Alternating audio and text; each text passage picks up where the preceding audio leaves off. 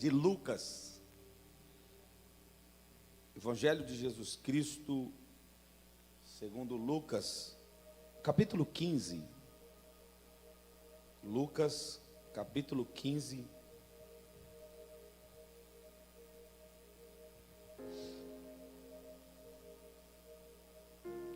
Eu sei que esta palavra você já conhece. Eu quero ler somente um texto da palavra e na realidade é o versículo 35 do capítulo 15. Somente o versículo 31 do capítulo 15.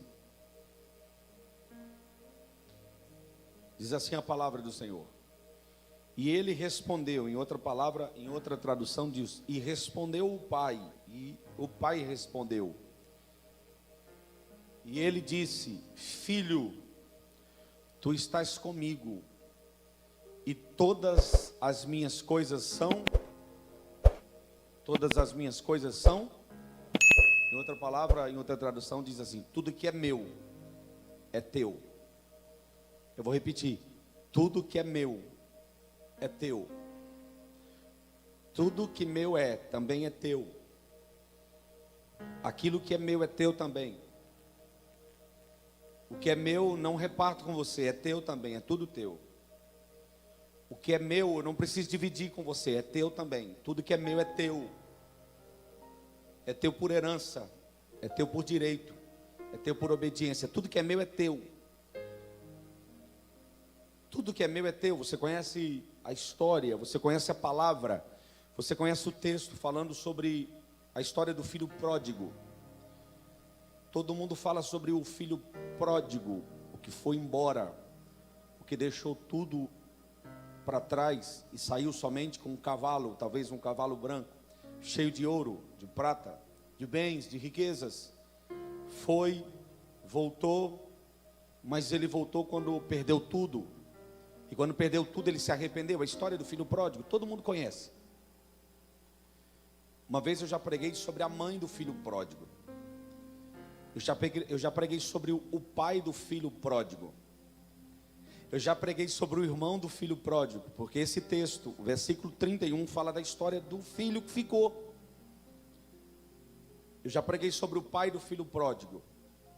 Sobre a mãe do filho pródigo. E sobre o irmão do filho pródigo que não tem nome. Aqui conta a história que o filho voltou. O que foi embora voltou. E o que voltou, voltou arrependido. E a palavra do Senhor diz assim, que todo aquele que confessa e deixa, alcança o quê? Misericórdia. E misericórdia é não receber o que de fato merece. E esse menino, além de não receber o que de fato ele merecia, que era não ser aceito em casa, ele recebe algo além, que é a graça de Deus, que é o favor imerecido. Ele recebeu, porque quando ele voltou, ele recebeu do seu pai um anel no dedo. Ele recebeu do seu pai, esse pai representando o próprio Deus. É uma parábola, é uma história, mas esse homem representa o próprio Deus, que não nega, que não te rejeita e não nega ajuda. Esse é o nosso Deus, que sempre nos amou e nos ama e sempre está disposto a nos prestar socorro quando nós precisamos. Talvez se eu perguntar a você, e você que nos ouve em casa, se você quer o socorro, você diz que quer. Quem de nós que não queremos o socorro de Deus, a ajuda de Deus, o auxílio de Deus? Quantos de nós que não queremos ser aceitos por Deus? Só que eu não quero falar sobre o filho pródigo, que foi, o que perdeu tudo e voltou e recebeu. Mas eu quero falar daqueles que estão e não desfrutam daquilo que de fato tem. Porque o pai disse, e ele disse, o pai disse, filho, ele chamou primeiro de filho. Tudo, tu estás comigo. Tu sempre esteves comigo.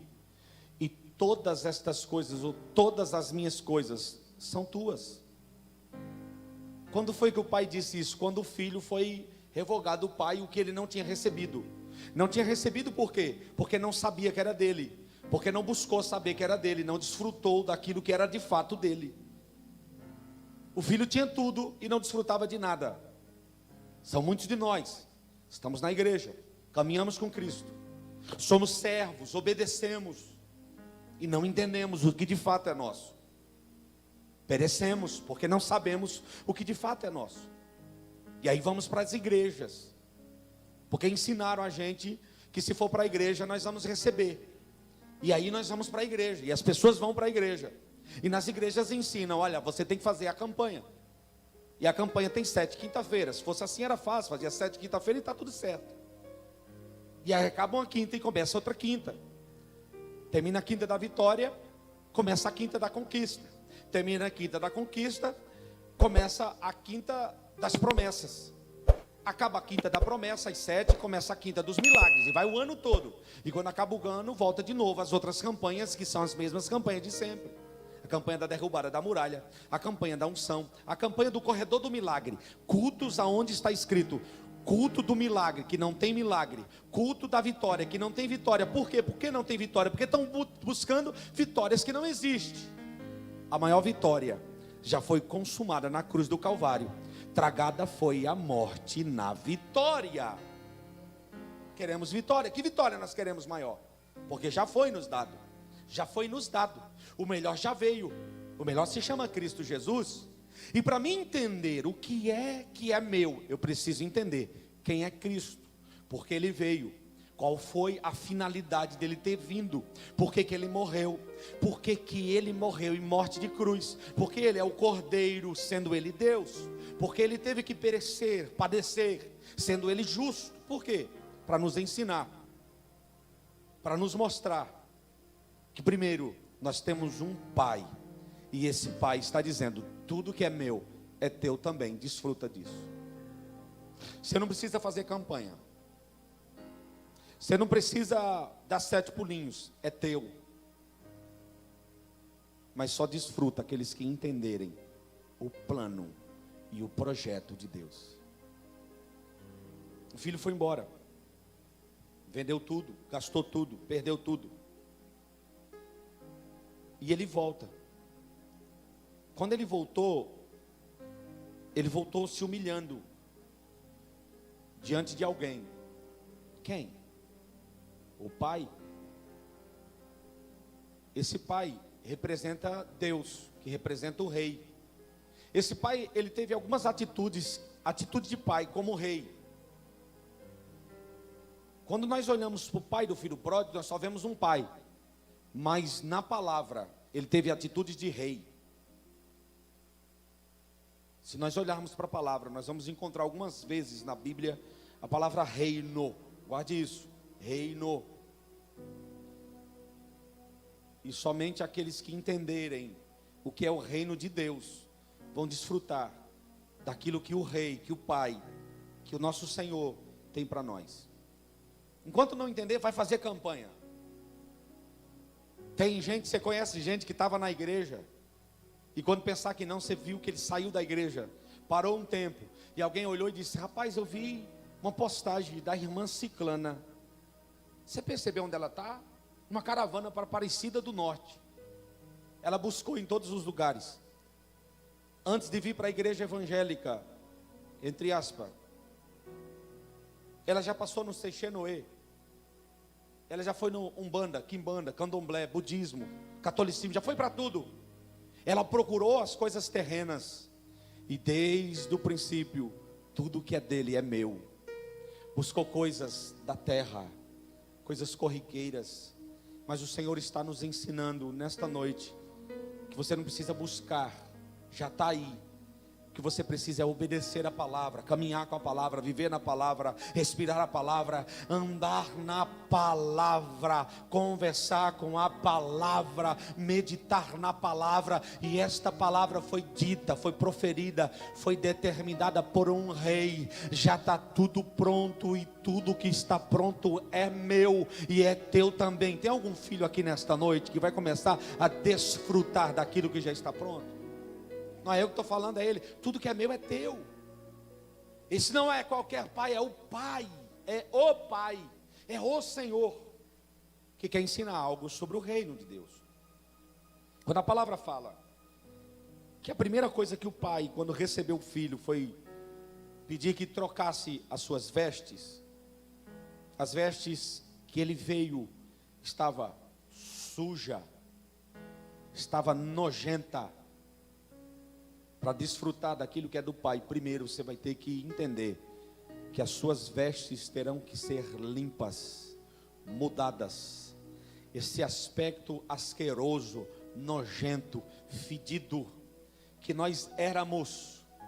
Quando eu me refiro ao Senhor, como o Senhor amou um pecador, um cafajeste, um miserável como eu.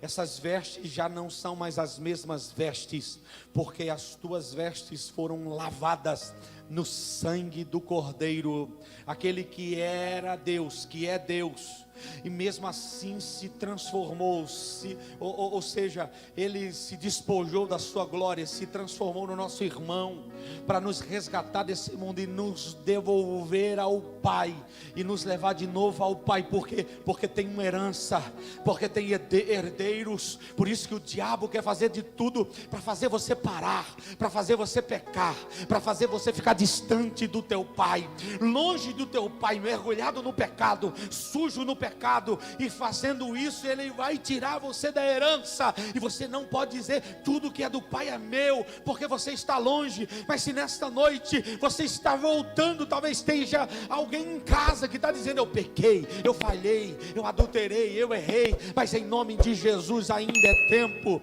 Como o filho pródigo ele disse: vou me erguer, levantar-me-ei e vou ter com o meu pai. Aquele pai, e quando ele chegou diante de um pai que teve atitude de rei. Vou repetir, o pai teve atitude de rei. Ele chegou e disse: ponha nele vestes novas, tire as vestes nojentas.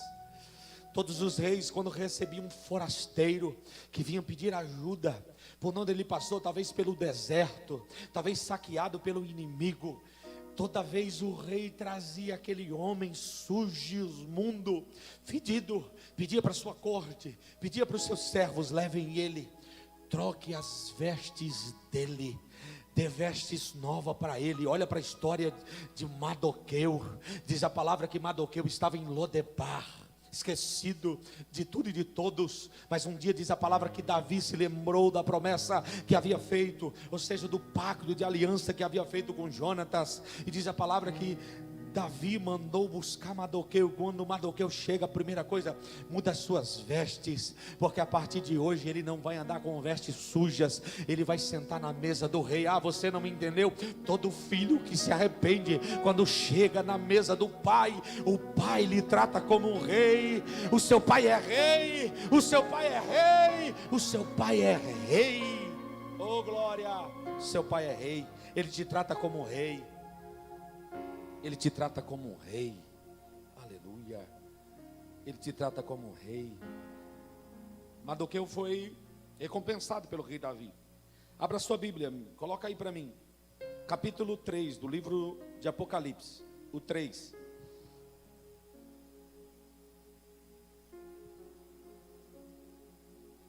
Apocalipse capítulo 3, o versículo de número 5. Eu aprendi a amar o livro de Apocalipse. Antigamente eu tinha medo, até descobrir o que é a palavra de Deus, o propósito da palavra. Apocalipse capítulo 3, o versículo de número 5.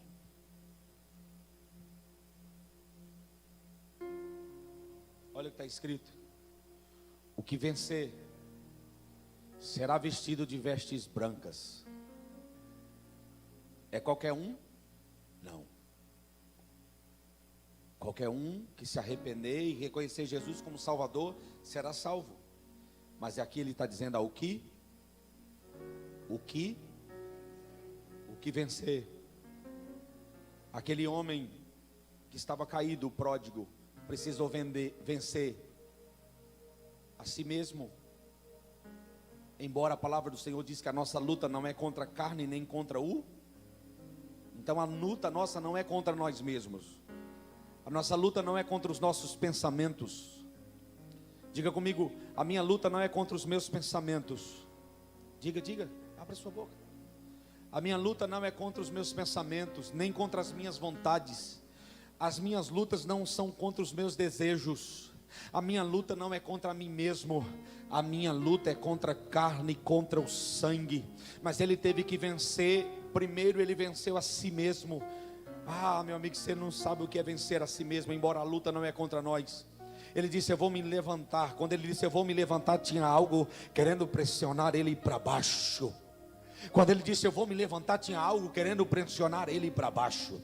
Quando ele disse, eu vou me levantar, tinha algo tentando pressionar ele para ficar prostrado. Toda vez que você disser, vou me levantar, vai ter uma força que vai tentar deixar você para baixo. Alguém vai falar coisas que você não queria ouvir.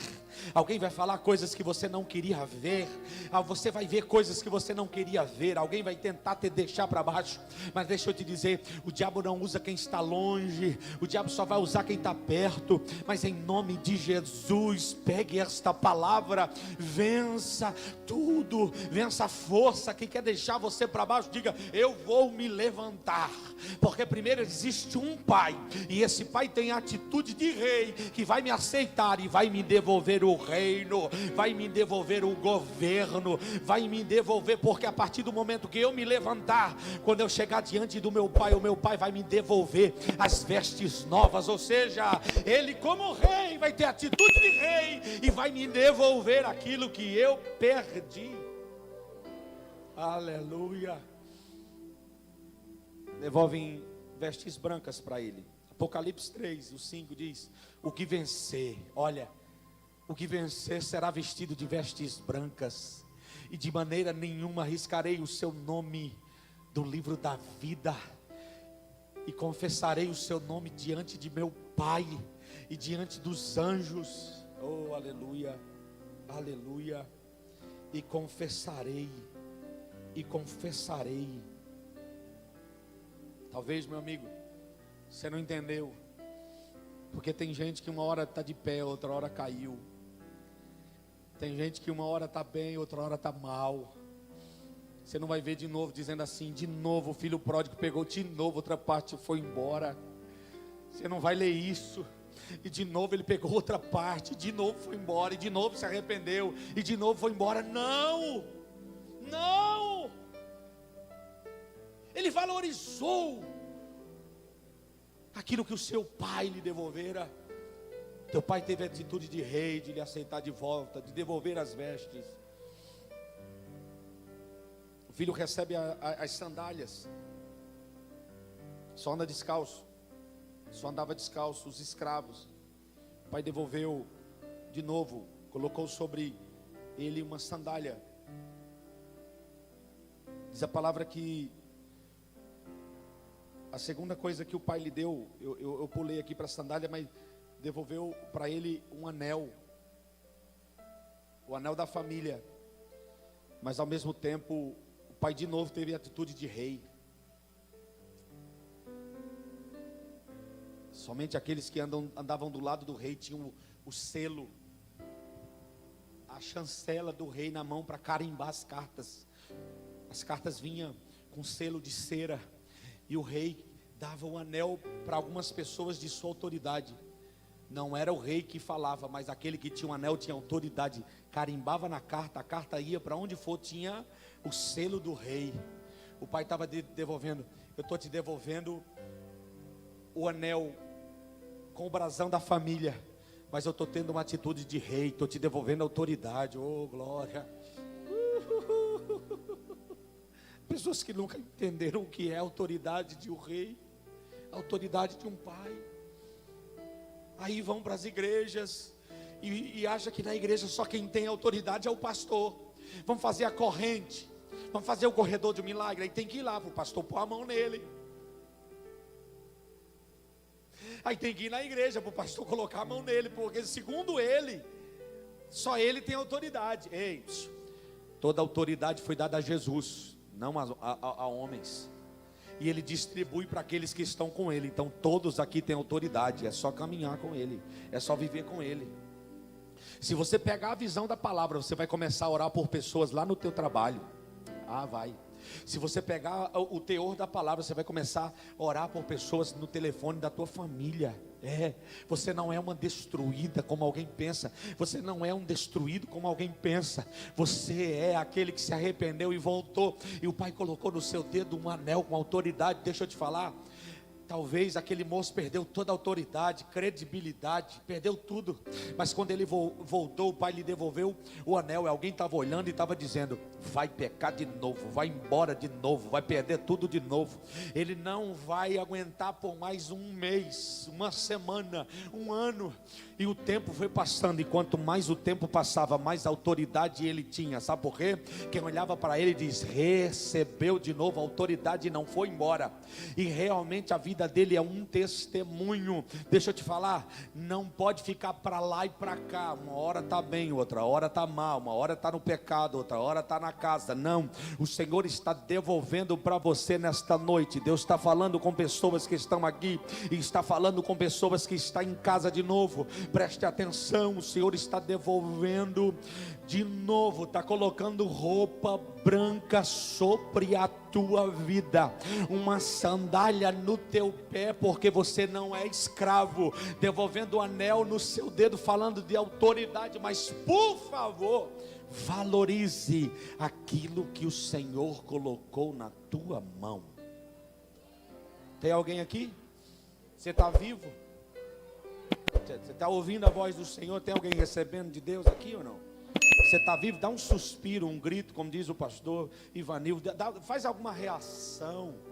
Dá um glória. Você está vivo? Você está ainda aí, crente? Dá um glória. Diga: eu estou vivo, eu estou recebendo de Deus, porque eu sou filho. As minhas vestes já estão brancas, e o meu Pai vai me receber no trono. Eu vou governar com Ele, Ele vai me apresentar para o Pai. Escute, Jesus vai te apresentar para o Pai. Não, valorize aquilo que Ele está te dando. A Bíblia diz assim, que quando o homem casa com a mulher, ele se torna uma só carne, sim ou não? É bíblico isso? Sim. Preste atenção. Enquanto o pai estava recebendo o filho, enquanto o filho estava sendo limpo, a mãe estava no mesmo espírito do pai, uma só carne, um só pensamento. A Bíblia não revela, mas a mãe estava orando. A Bíblia não revela, mas a mãe estava sonhando. Mesmo espírito. Sonhando, orando. E escute, escute, escute. Preste atenção nisso aqui. As vestes já estavam prontas. Eu imagino o diálogo do pai e da mãe. Será que ele vai voltar? A mãe dizia: será não, vai voltar, porque eu estou orando. Talvez alguém via ela costurando a roupa. Pela posição, poderia mandar para a costureira. Ou se mandou para a costureira: para quem é essa roupa? Cala a boca, só costura. Mas essas medidas, costura. Essa não é do irmão que está aí, do filho, costura. As medidas são essa, costura. A mãe sabia a medida do filho. Não mandaram fazer a roupa.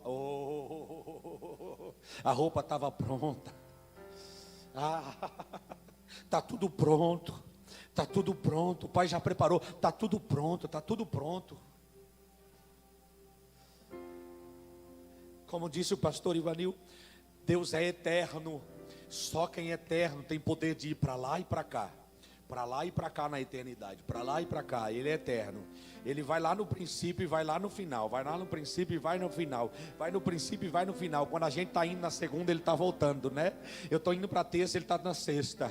Eu estou indo para a quarta, ele está chegando na quinta. E quando pensa que não, na madrugada da quarta, ele alcança a gente. Porque ele está vindo de lá para cá e ele é eterno. Está tudo pronto, a roupa está pronta, o anel está pronto, a sandália está pronta. Fica tranquilo, que ele vai te devolver a autoridade. Fica tranquila, porque Ele vai te devolver o que você perdeu. Fica em paz, porque é o tempo de você entender quem é o teu pai e o poder que Ele tem. Ele é pai e tem poder de rei. Você não deu um glória a Deus. Ele é pai e tem poder de rei. Está tudo na sua mão. É Ele que diz assim: eu tiro daqui e põe aqui. É esse aqui que eu mato. É esse aqui que eu faço viver. É esse que nasce, é esse que abate. É esse que eu levanto. É esse que abate, é esse que fecha. É esse que abre. É esse que tem saúde. É esse que eu deixo doente. É esse que eu curo. É esse que eu firo. Ele está na mão dele. O teu pai tem poder. O teu pai tem poder. O teu pai tem poder. O teu pai tem poder. O teu pai tem poder. Porque ele é rei. E diz a palavra que ele é rei e se revestiu de majestade. Salmo 24. É rei, se revestiu de majestade. O que é isso? Ele é rei de novo. Ele é rei de novo. Rei se revestiu de novo. Tá? Eu tô rei hoje. Vou me revestir de novo, de rei de novo. Ninguém tira a majestade de Deus. Ninguém tira o poderio dele. Ninguém tira. A mãe comungava com o pai. Faz as roupas, está esperando. Mas ninguém via as noites que a mãe chorava, as orações que ela fazia.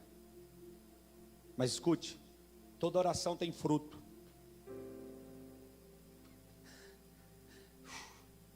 Toda oração tem fruto. Até a oração contrária tem fruto. Se você orar ao contrário por alguém, se prepara, porque vem chumbo grosso por aí. Tem fruto até a oração contrária. Pode ser fruto ruim, mas tem. Nunca ore ao contrário pela vida de ninguém. Nunca deseja mal a ninguém. Nunca queira o mal de ninguém. Porque a partir do momento que você quiser o bem, vai ter fruto. Mas se você quiser o mal, vai ter um fruto ruim. A Bíblia diz que Jó, Deus mudou o cativeiro dele quando ele orou pelos seus.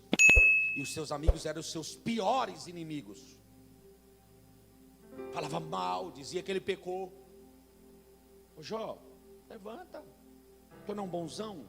Mas diz que Deus mudou quando ele orava pelos seus inimigos, pelos seus amigos. Então toda oração tem um resultado. Toda oração. Quem ora anda na frente de quem não ora. Está para trás? Ora. Vou falar de novo, olha aqui para mim. Quem ora anda na frente de quem não ora. Quem ora anda na frente de quem não ora. Quem ora enxerga ao longe. Quem ora vê o que ninguém vê. Quem ora enxerga o que ninguém enxerga. Chegou a hora de você começar a orar pelo teu casamento, pelo teu filho. Chegou a hora de você orar por essa empresa que aos teus olhos está falida. Chegou a hora de você começar a orar, porque aquele que não acreditar, você que está orando vai acreditar, porque você vai ver o que ninguém vê. Você vai enxergar o que ninguém enxerga. Escute isso aqui, mas você também vai viver o que ninguém viveu. Oh glória! Quem ora anda na frente, quem ora anda na frente, quem ora anda na frente. Então, e a oração, meu irmão? Oração não é uma religião. Eu tenho que dobrar os joelhos tantos minutos. Eu tenho que começar um tipo de oração desse jeito, terminar assim. Cada líder ensina as pessoas a orarem, cada um ora do mesmo jeito. Tem igreja que vai orar, quando eles oram, tem que ser daquele jeito. Oh meu Deus, nesta noite, Senhor, aleluia. E a língua igual também. Decanta, labaia, mesma coisa. As orações são iguais. Você não pode ser igual a ninguém, meu amigo. O teu exemplo é Cristo. A oração não... eu vou ser sincero, às vezes a gente grita aqui, às vezes no microfone, mas tem que mudar um pouquinho, tem que controlar, tem que falar diferente. Por quê? Oração é um diálogo. E você tem que falar quem você é para Ele, embora Ele saiba. Você tem que chegar para Ele e falar: ó Senhor, meu dia aqui não foi muito legal. Você viu a irmã lá? Você ouviu? Aquela abençoada. Você viu o que ela falou de mim, Senhor? Não, mas eu não sou isso, né? Não. Eu não sou mesmo não, Senhor. Obrigado. Obrigado por o Senhor não achar isso de mim. Eu não sou isso que ela falou não, né? Mas tem aqui, eu preciso melhorar naquilo, eu também falei dela, né? Oração é uma conversa. Não trate a oração como um monólogo. que só você fala. E nas orações, seja mais grato ao Senhor por aquilo que Ele fez, por aquilo que Ele está fazendo e pelo que Ele vai fazer, porque Ele vai fazer muito. Quem ora anda na frente, guarda isso. Talvez ninguém via o filho voltando, mas a mãe via. A mãe prepara a roupa, a mãe perdeu noite de sono, a mãe não tinha. Eu disse que pai e mãe, marido e mulher, falam não só espírito, como só carne. O pai e a mãe receberam o menino, guarde isso, sem mágoa, sem rancor, porque os dois têm o mesmo espírito. E o menino é recebido em casa, mesmo pensamento. Filho mais velho estava em casa, e é sobre só essa parte que eu quero falar. Sobre, volta de novo lá o texto, por favor. Lucas, falei errado, Lucas capítulo 15, só o 31, volta ele lá para mim, por favor. Volta ele aí.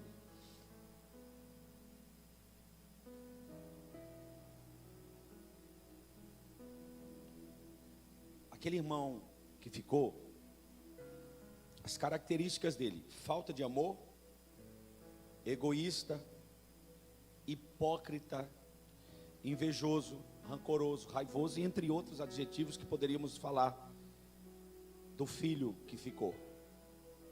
Ele era tudo isso, e tudo que ele era fez ele não desfrutar do que tinha.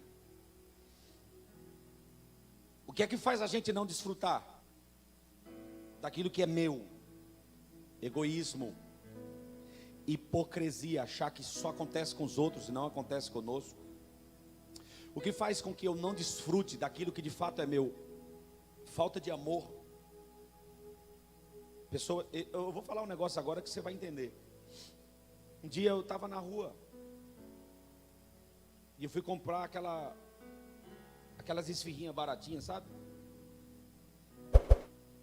E quando eu estava chegando no carro, um moço parou do lado e disse assim: não estou falando para dizer que eu sou melhor não. E aí ele disse: você não compra um para mim? Eu disse: eu compro. Fui lá, comprei e entreguei na mão dele. Só que aí ele olhou para mim e disse: você não tem uma blusa? E eu estava com a camiseta, que quem tinha me dado era a Rebeca. Estava ela e a pastora em casa, ou no carro. E aí eu olhei, aí no olhar, tem um ditado que diz: tem olhar que vale mais que 1000 palavras. Eu poderia ter visto no olhar dele dizendo: não faz isso.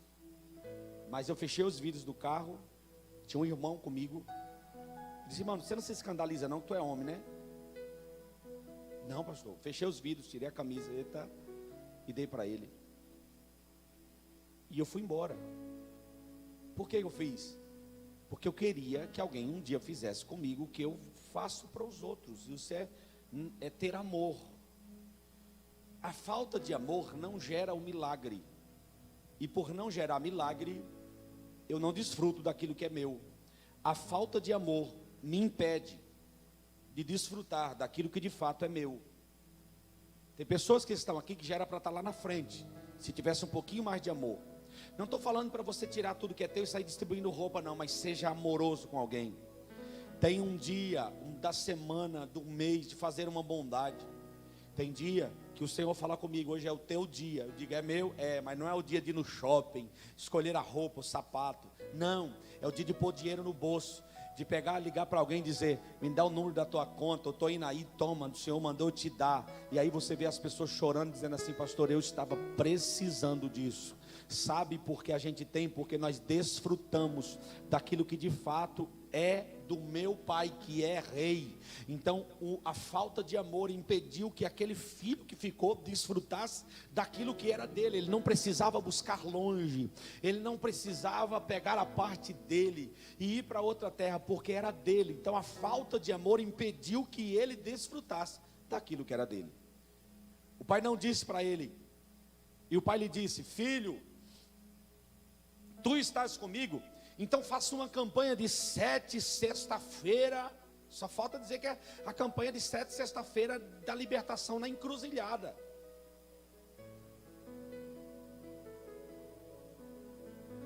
Qual a diferença das 7 sexta-feiras da encruzilhada e das 7 dias da campanha?